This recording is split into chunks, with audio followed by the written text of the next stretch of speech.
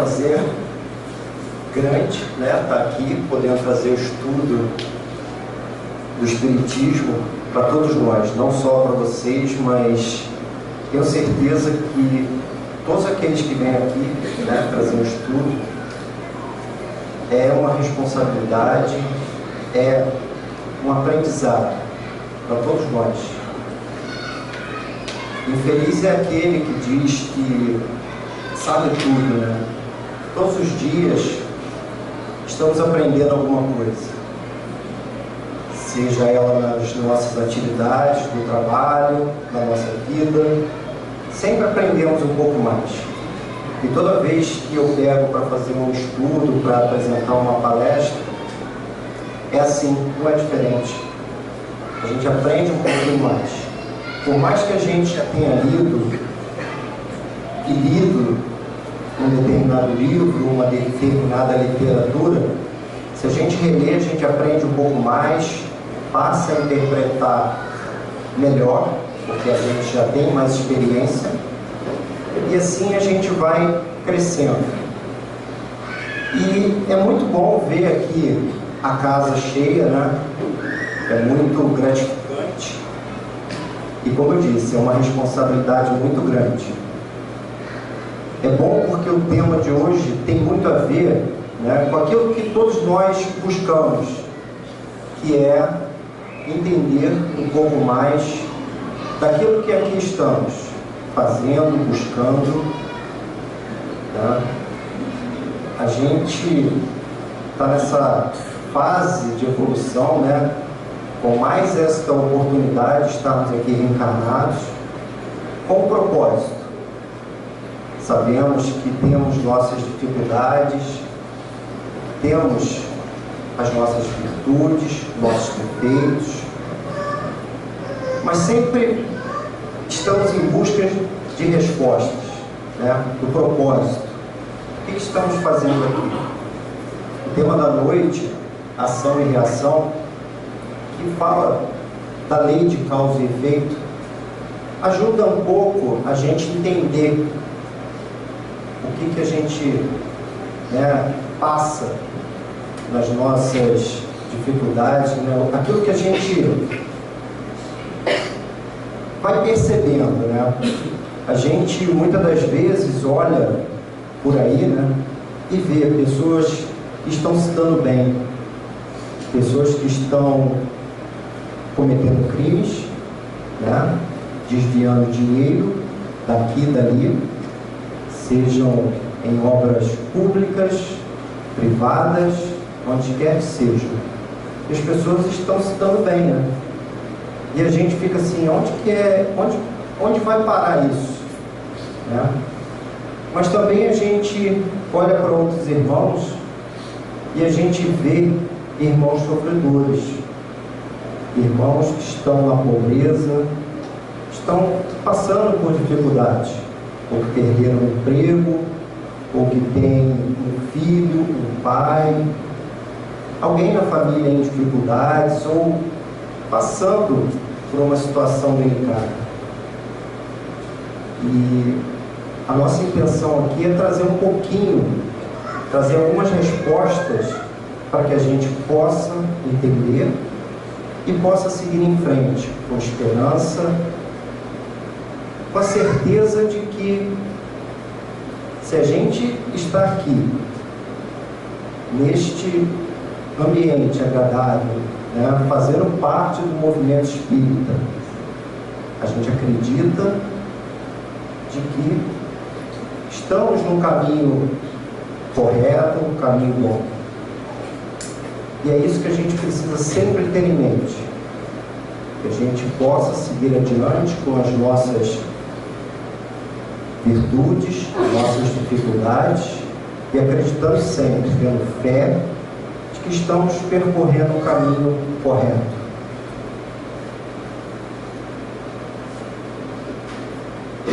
Para a gente começar,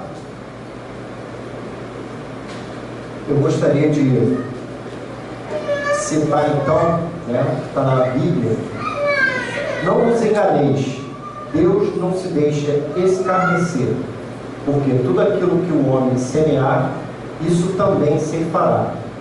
Está em Paulo, Gálatas 6, capítulo 6, versículo 7. Tudo aquilo que a gente planta, né, a gente sempre fala muito isso dentro do Espiritismo, né? Procure plantar, né, boas sementes, para que você colha bons frutos. Então é a prática do amor, do bem, da caridade, para que a gente possa ter a certeza de que no futuro a gente vai colher bons frutos, né, na nossa vida futura, junto de nossos entes queridos.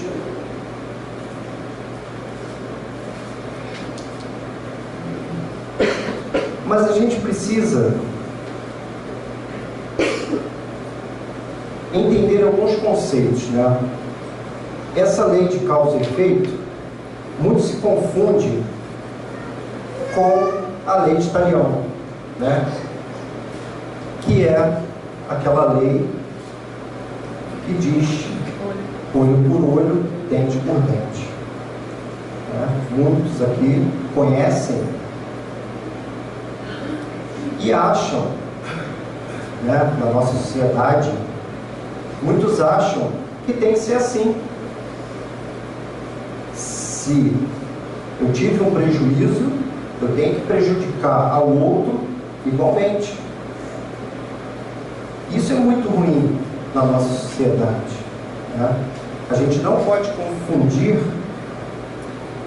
essa lei com aquilo que prega o Espiritismo, aquilo que acreditamos. E essa lei, apenas historicamente, para a gente se situar, ela vem do latim, né? A palavra talião vem do latim lex talionis. E lex é lei, e talio, né? De talis, tal, idêntico. Também dita pena de talião. Consiste na rigorosa reciprocidade do crime e da pena. Esta lei é frequentemente expressa pela máxima olho por olho, dente por dente. Os primeiros indícios dessa lei, eles foram encontrados no Código de Hammurabi, em 1870 a.C., no reino da Babilônia. Então, de nada tem a ver a lei de causa e efeito, que a gente vai falar aqui hoje, com a lei de Talião. No livro Ação e Reação, de Chico Xavier, que conta a passagem, né, na verdade, André Luiz dita para Chico Xavier os seus estudos na espiritualidade. E um desses estudos está no livro Ação e Reação, que é esse livro aqui. E nele a gente encontra muita coisa boa que nos esclarece para a nossa passagem aqui na Terra. E em relação a essa questão da lei de causa e efeito, né, que muitos também confundem com karma, né? Muitos dizem, isso é karma, né? É uma pessoa difícil na família, é um acontecimento, isso é meu karma. Só que não é bem assim. A gente vai entender um pouco aqui hoje e as coisas têm propósito de acontecer. E durante uma conversa, né, logo no início, quando o André está na mansão do caminho, ele tem uma conversa com o ministro, que é um dos orientadores da casa. E ele pergunta assim: grande benfeitor, poderemos ouvi-lo de algum modo acerca do karma? E Sanzo, o ministro, responde: sim, o karma, expressão vulgarizada entre os hindus, que em sânscrito quer dizer ação, a rigor designa causa e efeito. De vez que toda ação ou movimento deriva de causa ou impulsos anteriores, para nós expressará a conta de cada um englobando os créditos e os débitos que, em particular, nos digam respeito. Então, queridos irmãos, Sâncio já diz para André: precisamos entender tudo aquilo que a gente faz vai ter uma consequência. É a lei de causa e efeito. A toda ação, ela tem uma reação. Na física a gente fala muito isso, né? A toda ação corresponde a uma reação, né, de mesma intensidade em sentido contrário. Para muitos aqui eu falei um monte de besteira, mas tem um físico que estudou isso, e é um comparativo a isso, né? Que é uma ação, ela provoca uma reação. Então, a toda causa, ela vai ter um efeito. E as nossas vidas são assim. Sejam elas causas provocadas em outras vidas ou nessa mesma vida. Vai ter um efeito, vai ter uma consequência. Não é em vão. Tudo aquilo que a gente faz, de bom, de ruim, vai ter um efeito na frente, no futuro. No futuro distante ou no futuro próximo. Para a gente conceituar, né? A gente não pode esquecer que os mundos habitados, eles têm determinadas categorias, né? Que a gente tem os mundos primitivos, os mundos de expiação e provas, mundos de regeneração, mundos ditosos, mundos celestes ou divinos. A Terra já foi um mundo primitivo, né? É só a gente estudar um pouquinho que a gente entende que a Terra um dia foi um mundo primitivo. E hoje nós estamos nessa classificação, mundo de expiação e prova. A Terra hoje está classificada como expiação e provas. Estamos evoluindo, a gente já passou por um bom período em que a gente está se elevando. Nos mundos de expiação e prova, os espíritos que estão encarnados, há um equilíbrio entre o bem e o mal. Então, existe aqui, né, encarnados, há um equilíbrio entre o bem e o mal. Todos nós estamos nessa faixa reencarnatória. Então, todos nós estamos passando por este momento. O planeta está em fase de transição para um planeta de regeneração. A Terra está caminhando para ser um planeta de regeneração, mas ainda tem muita coisa que evoluir. Já evoluímos muito. Se a gente imaginar há 2000 anos, por exemplo, estávamos assistindo numa arena pessoas sendo jogadas de leões. Pelo menos hoje em dia, a gente já não vê mais isso. Seguindo. Encarnação. Né? Qual o propósito da encarnação? Por que a gente precisa, já que somos espíritos, por que precisamos estar aqui encarnados? No Livro dos Espíritos, na questão 132, Kardec pergunta aos espíritos: qual o objetivo da encarnação dos espíritos? E os espíritos respondem: Deus lhes impõe a encarnação como o fim de fazê-los chegar à perfeição. Para uns é expiação, para outros missão.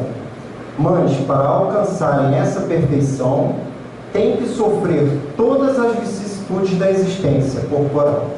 Nisso é que está a expiação. Diz ainda outro fim, a encarnação, o de pôr o espírito em condições de suportar a parte que lhe toca na obra da criação. Então, todos nós, quando somos criados, né, como espíritos, os espíritos são criados simples e ignorantes. Cada um tem uma determinada missão a cumprir. E é encarnando que a gente vai cumprindo com aquilo que nos é designado. Então, por que a gente precisa reencarnar? Será que não bastaria uma vez só? E então a gente tem a pergunta sobre a reencarnação. Como pode a alma que não alcançou a perfeição durante a vida corpórea acabar de depurar-se? E os espíritos respondem: sofrendo a prova de uma nova existência. Objetivos reencarnatórios: expiação, prova e missão. Está lá no Livro dos Espíritos, a questão 872. Assim como a gente tem a água, que para ficar purificada, ela precisa passar, uma água suja, precisa passar por várias etapas de filtragem, por exemplo, passa numa filtragem e ela limpa um pouquinho, passa de novo, limpa mais um pouquinho, e a cada vez que vai passando por um filtro, a água vai se depurando e vai limpando, a gente pode fazer um paralelo, uma comparação com os espíritos. Somos nós que temos que reencarnar para ir se depurando, para ir cada vez mais sendo testados, né? Para que a gente possa se depurar, passar por todas as fases necessárias ao propósito que nos foi designado por Deus, para que a gente possa evoluir e atingir o que a gente tem de propósito final, que é a felicidade plena, não uma felicidade relativa, né? O nosso grande objetivo é o quê? Sermos felizes. Só que a gente precisa passar por várias etapas dentro do processo, né? da existência do nosso espírito. E aí eu falei sobre expiação, prova e missão. O que é isso? Expiação está lá no Céu e Inferno, capítulo 8. A expiação consiste nos sofrimentos físicos e morais que são consequentes a uma falta, seja na vida atual, seja na vida espiritual após a morte, ou ainda em nova existência corporal. E ainda no Consolador: a expiação é a pena imposta ao malfeitor que comete um crime, seja ele qual for. Então, a expiação é aquilo que nos é imposto. Eu encarno, cometo um crime, desencarno. E aí eu tenho que voltar, eu preciso reencarnar para expiar aquela minha falta, aquele meu crime. Né? Então é assim que eu vou corrigir uma falta que eu fiz numa vida anterior ou numa mesma vida. Pode ser que durante a minha adolescência eu tenha cometido um crime e ainda nessa mesma vida, quando adulto, eu tenha a oportunidade de resgatar aquele meu crime, aquela minha falta. Né? A gente, quando fala em crime, falta, eu não estou falando das faltas e crimes só das leis dos homens, que é o que a gente conhece mais, é o que está no nosso dia a dia, as leis dos homens. Eu estou falando aqui das leis de Deus. Né? São crimes contra as leis de Deus, principalmente. Tá bom? E as leis, claro, as leis dos homens vêm complementar as leis de Deus, que é ainda o que a gente precisa na nossa sociedade para manter a ordem. Né? Se a gente não tivesse as leis que a gente tem, as leis dos homens, que ordem teria, né, na nossa sociedade? Bom, seguindo. Prova. Está lá no Evangelho segundo o Espiritismo, no capítulo 5, item 9. Não se deve crer que todo sofrimento por que se passa neste mundo seja necessariamente um indício de uma determinada falta. Trata-se frequentemente de simples provas, escolhidas pelos Espíritos, para acabar a sua purificação e acelerar o seu adiantamento. É aí que a gente precisa tomar muito cuidado.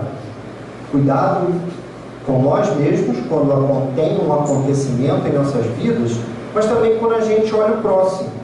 Quando a gente nota que o próximo tem alguma determinada conduta, ou comete uma falta, né, ou tem, né, uma vida difícil, né, a gente tem que tomar muito cuidado para a gente não só enxergar aquilo como expiação, né? Porque pode ser uma prova que ele mesmo, aquele espírito, quando desencarnado, traçou para o seu plano reencarnatório, né? Todos nós, antes de reencarnarmos, a maioria aqui teve essa oportunidade. Nós aqui já estamos no estágio que tivemos a oportunidade de traçar o nosso plano reencarnatório. Quando estamos desencarnados, nós temos a oportunidade de traçar o plano reencarnatório junto de mentores espirituais, que são aqueles irmãos que nos auxiliam a traçar esse plano. O que vai constar nesse plano?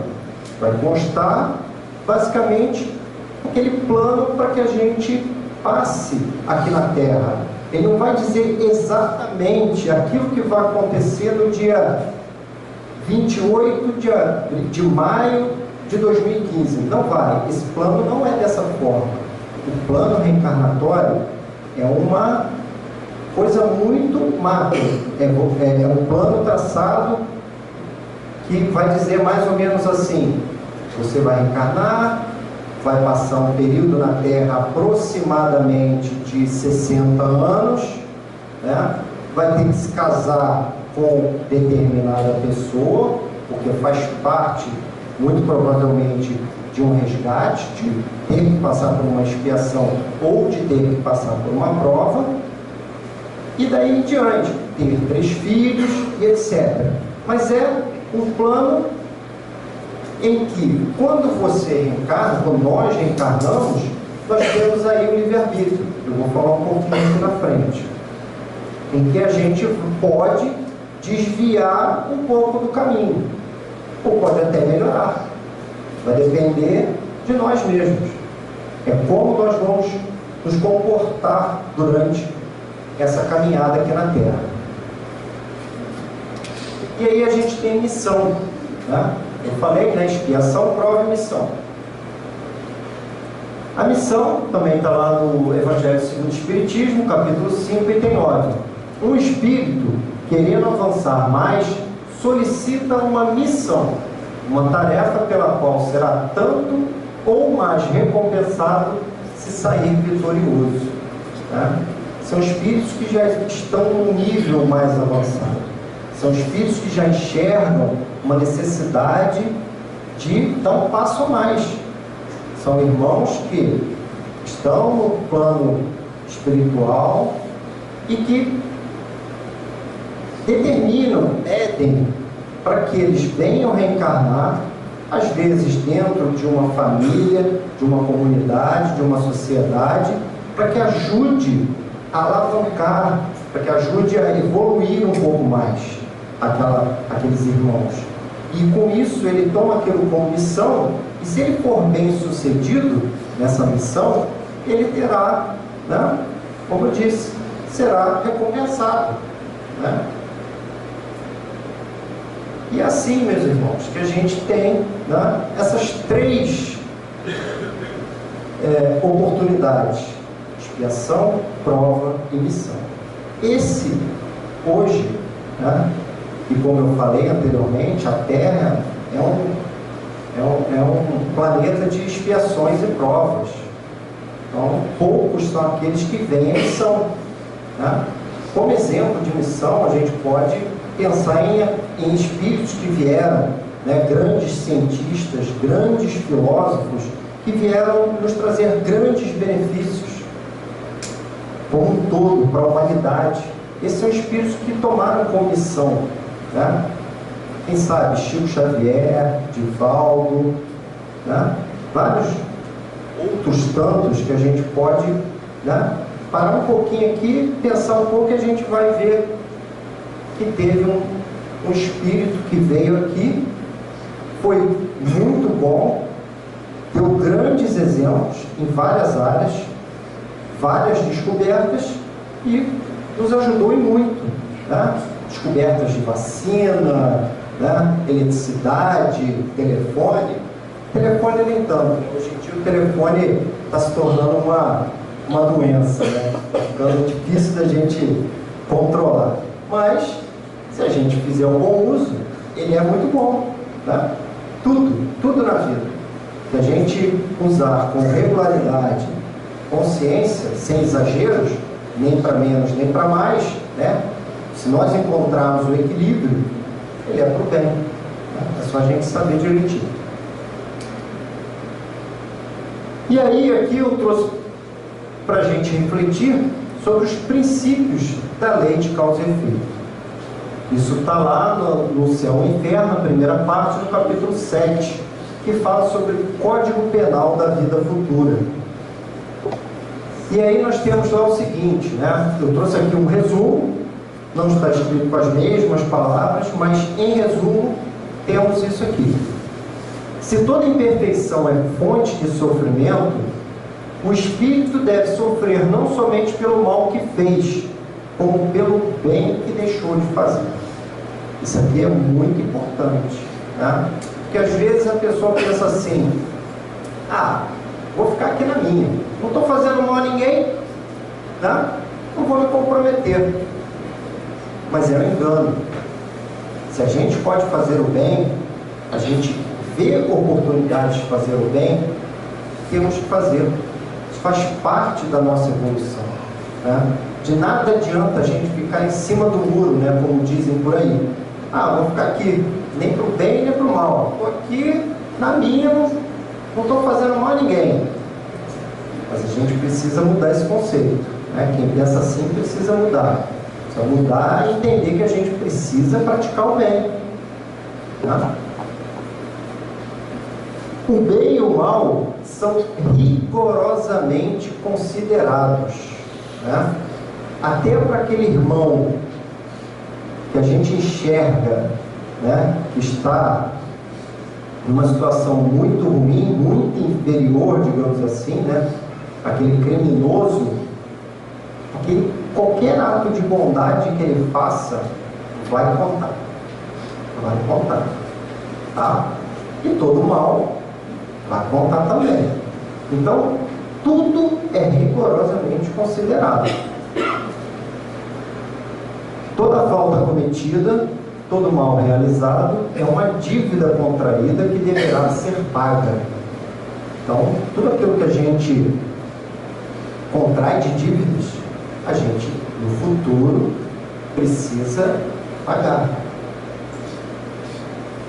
O espírito sofre, quer no mundo corporal, quer no espiritual, a consequência das suas imperfeições. Então, não é só quando estamos aqui na Terra encarnados. No mundo espiritual também temos o nosso sofrimento. Muitas das vezes, quando estamos recobrando a nossa consciência, né?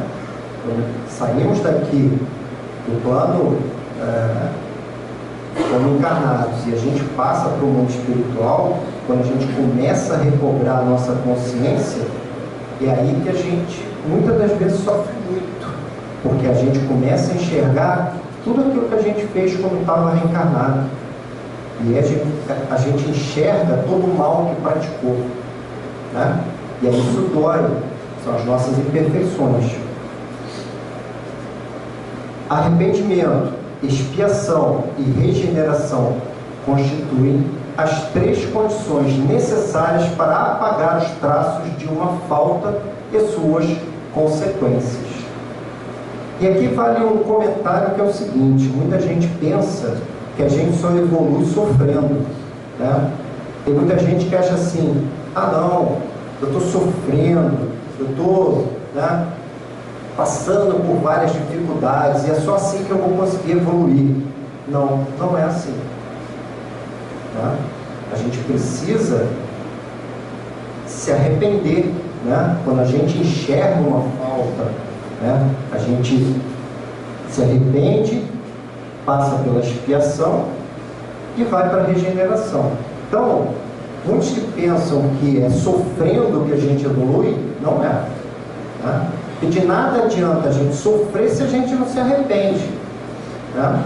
Às vezes a gente pensa assim, eu fiz mal a fulano, falei mal para ele, eu xinguei, eu ofendi a um pai, uma mãe, um amigo, seja lá quem for, e aí depois eu estou sofrendo por alguma coisa e eu imagino, eu estou sofrendo porque eu tenho que sofrer porque eu ofendi o meu irmão. Mas se eu não me arrepender realmente de que eu cometi um erro, de nada adianta aquele sofrimento. Né? A evolução, né? O nosso melhoramento vem do nosso arrependimento sincero, arrependimento do coração, não é aquele arrependimento de boca para fora. Né? Porque muitas das vezes a gente fala, mas por dentro a coisa ainda está dentro da gente. Né? É muito importante que a gente pense nisso. Às vezes a gente perdoa, desculpa uma falta que o irmão faz com a gente, mas por dentro a gente ainda não conseguiu, né, perdoar. Né? E em alguns casos, como o arrependimento é assim, a gente fala, me arrependi, não vou fazer mais, mas por dentro a gente ainda não sentiu isso. A expiação consiste nos sofrimentos físicos e morais que lhes são consequentes. A reparação consiste em fazer o bem àqueles a quem se havia feito mal. É outra coisa que a gente precisa entender. Não é só a questão, se eu pratiquei o mal, aquele irmão vai fazer o mesmo mal contra mim. Não é assim que a gente resgata a dívida. Né? Mais na frente um pouquinho, eu vou contar algumas historinhas aqui que eu separei, duas, que a gente vai conseguir entender um pouquinho sobre isso. Tá? A gente precisa praticar o bem. E é assim que a gente vai resgatar aquele mal que a gente fez para um irmão. Então, muitas das vezes eu fiz o mal a um irmão numa vida, na próxima a gente vem junto para eu fazer o bem a ele, para eu pagar a dívida, mas fazendo o bem a ele. Né? Não é para ele vir e fazer o mesmo mal contra mim. É para ele vir, para nós virmos juntos novamente e a gente poder se perdoar um ao outro. Seja lá qual foi a dívida que a gente contraiu no passado. Mas o resgate da vida, da falta, é fazer o bem. Bom, reparação consiste, todo e qualquer acontecimento tem uma explicação segundo a lei de causa e efeito. Todo e qualquer acontecimento tem uma explicação. Né? As consequências são sempre temporárias. Não há mal que perpetue. Né? A gente um dia vai conseguir se livrar, um dia nós vamos conseguir desfazer aquele mal anteriormente feito, aquela dívida contraída. Não é perpétuo. Um dia, seja numa encarnação, seja na outra, vamos conseguir. Todos nós vamos ter a oportunidade. Novas oportunidades para resolver pontos deixados pelas experiências anteriores. É o que eu falei. Então a gente sempre tem uma oportunidade. Reencarnou, não conseguiu reparar aquele mal feito anteriormente, outra oportunidade vai ser dada. Mas é aí que a gente tem que tomar cuidado. Porque às vezes a gente protela resolver um assunto, né? Às vezes a gente tem um problema com o irmão, com o pai, com o filho, seja lá com quem for, né, que fazem parte do nosso convívio, e a gente, vou me afastar, ele não quer resolver, né?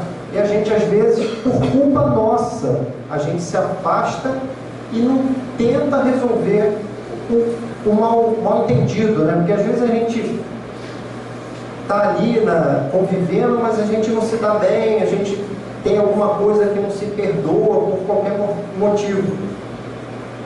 Temos que aproveitar essa oportunidade, porque a gente não sabe se numa outra reencarnação a gente vai conseguir reencarnar juntos.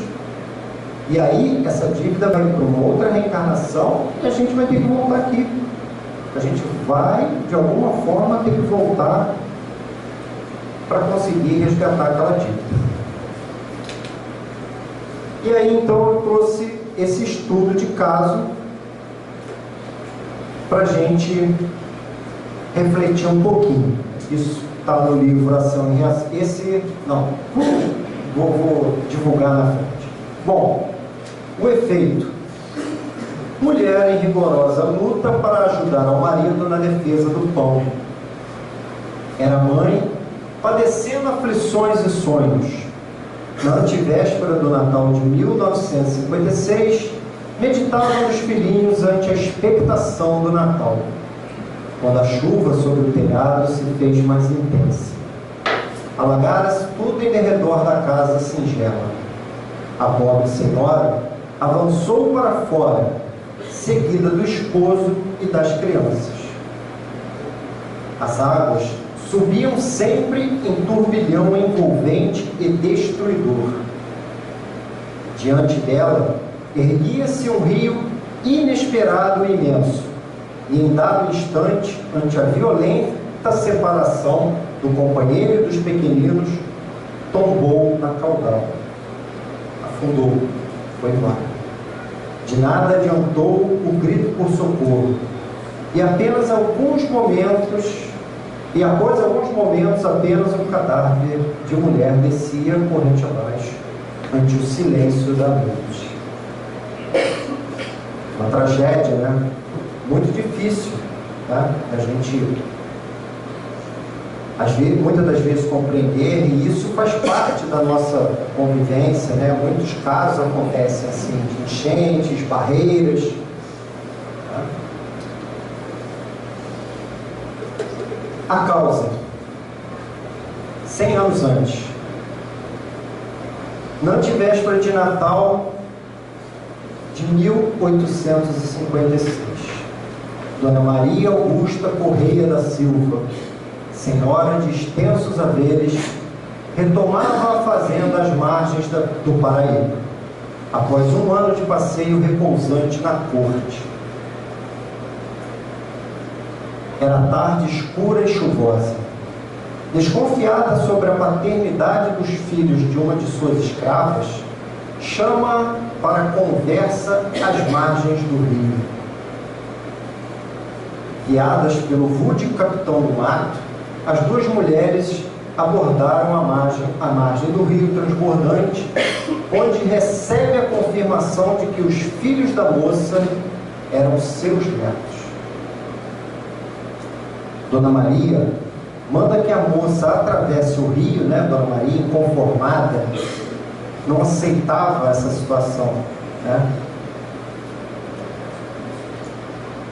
Manda que a moça atravesse o rio e vá embora, suma, ganha liberdade. Mas a moça, né? Ela se negou, ela não queria ficar longe dos filhos, né? Porque Dona Maria mandou que ela se afastasse, fosse embora, deixasse os filhos iam ficar na senzala, e que a moça fosse embora, sumisse.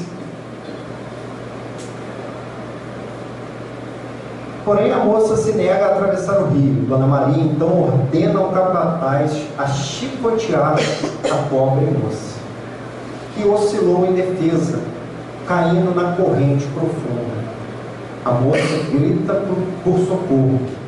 Todavia, daí a instantes, apenas um cadáver de mulher descia rio abaixo. Então a gente vê, né, o título, Dívida e Resgate, está lá no Contos e Apólogos, capítulo 23, que é um livrinho de Francisco Cândido Xavier, né? O irmão X nos traz essa história. Como é que foi o resgate, né? Difícil. Anteriormente contado, né, qual foi o efeito. E está aí a causa, né? Está aí a expiação, né? O que teve que passar Dona Maria numa reencarnação seguinte.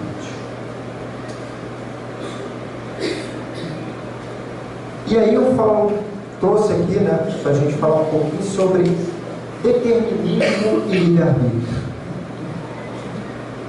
O que é o livre-arbítrio? Né? Ou como que se dá o livre-arbítrio? Né? Amplia-se com os valores da educação e da experiência. Quanto mais a gente se educa, quanto mais a gente aprende, evolui, mais temos o poder de decisão das nossas vidas. Temos a oportunidade de escolher aquilo que a gente quer. Qual o caminho a ser traçado? Né? Enquanto éramos primitivos, nós não tínhamos tanto essas oportunidades. As coisas eram muito, né, diferentes do que é hoje. Se nós pensarmos em nós mesmos aqui, hoje, a gente enxerga que estamos diferentes do que fomos no passado recente. Temos melhores condições, temos mais instrução, mais inteligência para tomar as nossas decisões. Né? É o livre-arbítrio. E Allan Kardec separa, né, o livre-arbítrio, né? O estado de espírito consiste na escolha da existência e das provas. E no estado corpóreo consiste na faculdade de ceder ou resistir aos arrastamentos a que estamos submetidos. E aí temos o determinismo, é absoluto nas mais baixas camadas evolutivas. E para completar o determinismo, né, tem um trecho interessante que diz o seguinte: nas esferas primárias da evolução, o determinismo pode ser considerado irresistível. É um mineral obedecendo às leis invariáveis de coesão e o vegetal respondendo fiel aos princípios organogênicos. Na consciência humana, a razão e a vontade, o conhecimento e o discernimento entram em junção nas forças do destino, conferindo ao espírito as responsabilidades naturais que deve possuir sobre si mesmo. Por isso, embora nos reconheçamos subordinados aos efeitos de nossas próprias ações, não podemos ignorar que o comportamento de cada um de nós, dentro desse determinismo relativo, decorrente de nossa própria conduta, pode significar liberação abreviada ou cativeiro maior, agravo ou melhoria em nossa condição de almas endividadas perante a lei. Isso está também no livro Ação e Reação, né? E a gente precisa, né, entender isso, que nós temos o nosso livre-arbítrio. Estamos aqui tendo a oportunidade de fazer as nossas escolhas. Nem tudo é determinismo.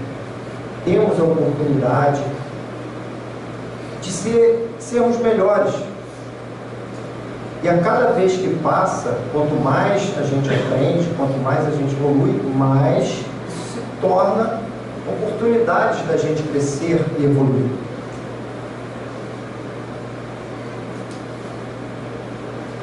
E aí eu trago para vocês o segundo caso, que diz o seguinte: Marina, Jorge e Zilda renascem no mesmo quadro social. Marina e Zilda, irmãs, e conforme o programa de serviço traçado antes da reencarnação, Zilda e Jorge se apaixonam e confiam-se ao noivado. Marina, cujo plano traçado seria o de amar o mesmo homem, no silêncio da renúncia construtiva, amparando a irmãzinha, passou a maquinar projetos inconfessáveis, tomadas de intensa paixão. Então os três reencarnaram. Jorge e Zilda tinham o propósito de formarem um casal, se amarem, e Marina, mesmo amando Jorge, deveria permanecer, como dizem, né, na sua, deveria permanecer, né, com esse amor para ela, sem interferir na vida da sua irmã e de Jorge.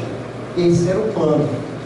Esse é o plano traçado, cada um traçou o seu plano, e Marina também traçou esse plano, a de reencarnar e, né, como a gente diz, sofrer por amor, né, que fazia parte do seu plano reencarnatório. Completamente cega e surda aos avisos da sua consciência, começou a envolver o noivo da irmã com o auxílio dos vampiros desencarnados. Então Marina, ela começou a pensar, né, e a maquinar todo um plano para tirar Jorge da sua irmã. E com isso ela foi atraindo espíritos, né, para junto dela, que foram ajudando ela, né?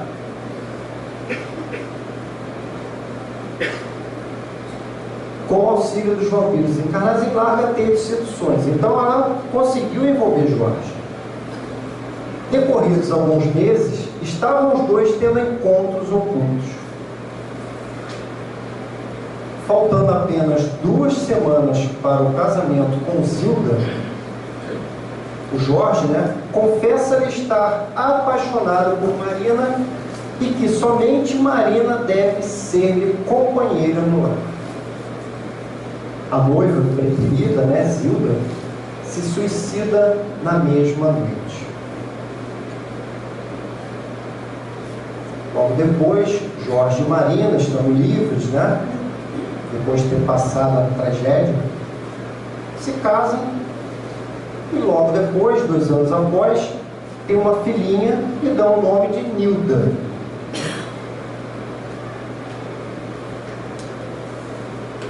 Vamos tentar entender um pouquinho o que aconteceu. No século passado, Marina, né, Marina que reencarnou com outro nome, né, na vida passada, interpôs-se entre Jorge e Zilda, quando recém-casados, impelindo-os a deploráveis leviandades que lhes valeram angustiosas demências no plano espiritual. Então, isso já tinha acontecido numa vida anterior, em que o Jorge e a Zilda também formaram um casal, se amavam, e a Marina se meteu entre os dois. Como o plano reencarnatório para eles, Jorge e Zilda deveriam se casar novamente, se apaixonar, ter uma família, e Marina deveria, mesmo amando Jorge, não interferir nessa relação. Só que Marina foi lá e interferiu, né? Como consequência, Zilda se suicidou, né? E aí a gente tem a continuação. A Zilda, né, e a Marina eram filhas de Luísa, né? Quando Zilda se suicidou, a Luísa já tinha desencarnado, já estava no plano expiatório, já estava no plano espiritual. E quando a Zilda cometeu o suicídio, Luísa, que tinha, né, uma influência, já tinha, né, um grau adiantado no plano espiritual, intercedeu e recebeu Zilda no plano espiritual, né? E levou o assunto, né, ao ministro Sanzio, né? Lembra que há pouco tempo eu falei de Sanzio, né? Que é um dos ministros lá da mansão. E Luísa leva o assunto, né, se intercede pelas filhas, a que ainda estava reencarnada, Marina, e pela Zilda, que cometeu o suicídio.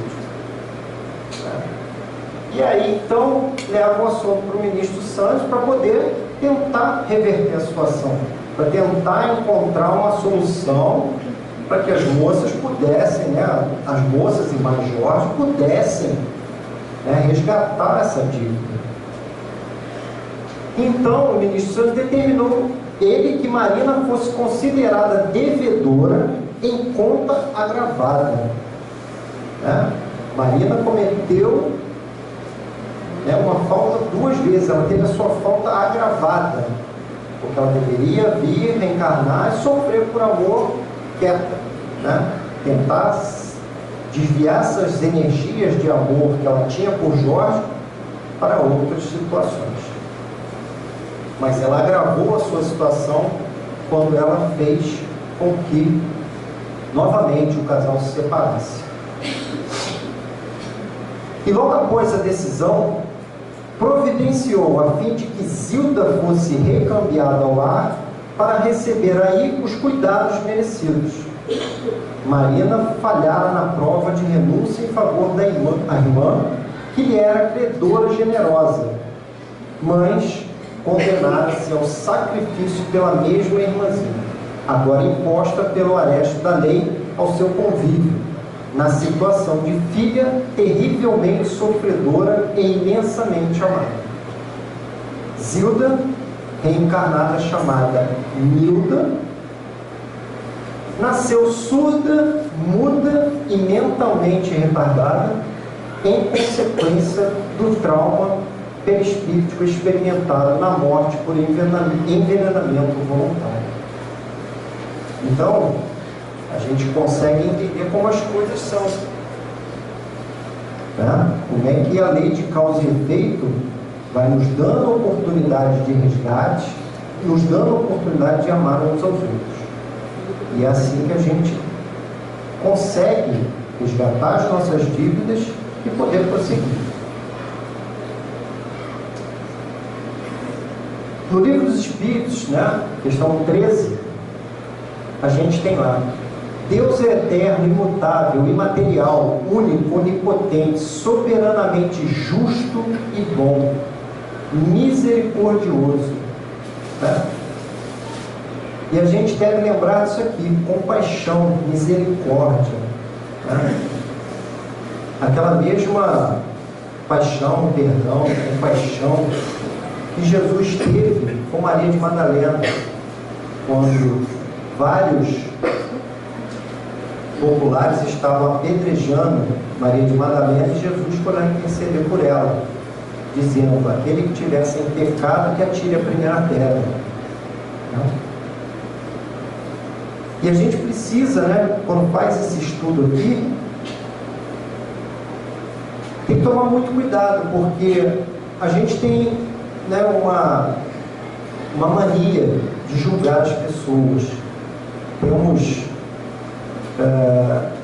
esse mau proceder, que é olhar para uma pessoa que às vezes está sofrendo, né? Está sofrendo porque merece.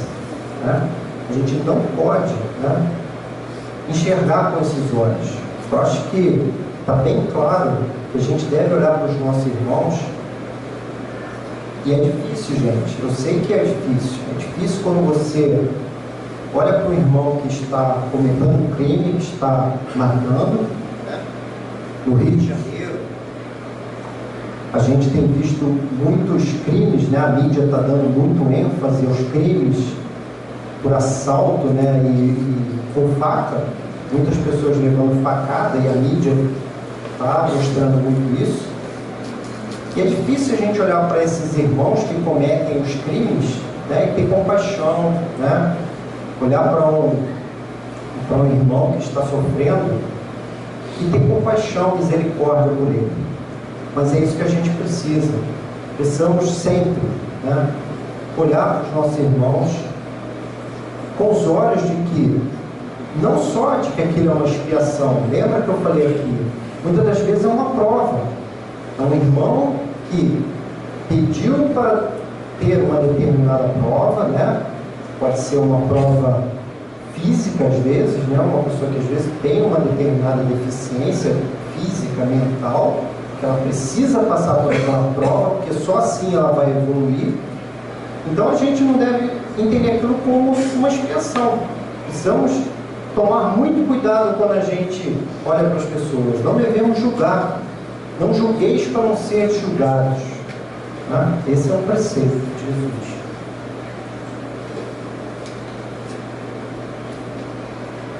Todo e qualquer acontecimento tem uma explicação segundo a lei de causa e efeito. Eu trouxe de volta aqui para enfatizar bem isso, né? Eu já tinha falado lá nos princípios, né? As consequências são sempre temporárias, não devemos esquecer disso. Por mais sofrimento que estejamos passando, ou que alguém na nossa família esteja passando, devemos enxergar isso, né, como um sofrimento temporário, né? Temos uma eternidade, a nossa jornada, nosso tempo, né, de espíritos, né, devido às várias encarnações até atingirmos a perfeição, é longa. Então, o nosso sofrimento é temporário, o sofrimento daqueles que nos cercam é temporário. Devemos ter fé, devemos, né, sabermos lidar com essas questões. Novas oportunidades para resolver pontos deixados pelas experiências anteriores. Vamos sempre ter oportunidades, mas muito cuidado, mais uma vez, muito cuidado. Não devemos deixar as oportunidades passar, tá? Como diz aí um dito popular, não deixe para fazer amanhã, você pode fazer hoje. Faça hoje, se você pode, faça hoje. Se você precisa pedir o perdão, peça perdão hoje, porque pode ser que amanhã você não vai ter aquela oportunidade novamente. Quando o espírito escolhe uma determinada prova, ele gera uma causa que terá uma consequência, ou seja, efeito. Quando o espírito passa por uma determinada expiação, a maneira como reage diante das consequências, a forma como ele encara esse fato, inicia-se novo processo de causas. A gente viu nessa última historinha que eu contei, né? Conforme as coisas vão, né, girando, e causa e efeito, e novamente causa e efeito, e assim vai. Só que a gente pode transformar isso, pode transformar em boas causas, né? A gente planta para que a gente colha boas coisas. Se eu planto uma semente ruim, eu não vou querer colher frutos bons, né? Vou colher espinhos, né? Vou colher frutas amargas. Então a gente tem essa oportunidade, tá? E mais uma vez, a gente não combate o mal com o mal, a gente não resgata, né, as nossas dívidas, né, sofrendo em todas as oportunidades. Se a gente amar ao próximo, se a gente conseguir transformar essas oportunidades em amor, a gente vai conseguir reverter a situação.